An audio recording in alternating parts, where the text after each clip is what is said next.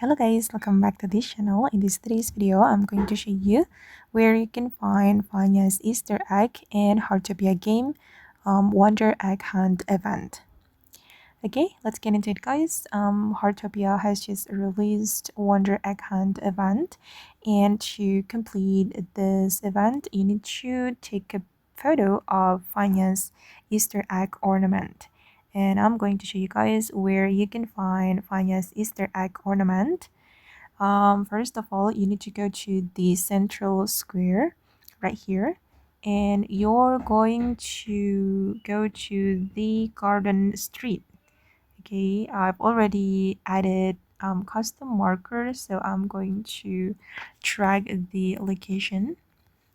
Okay, you can follow me guys. It's right here.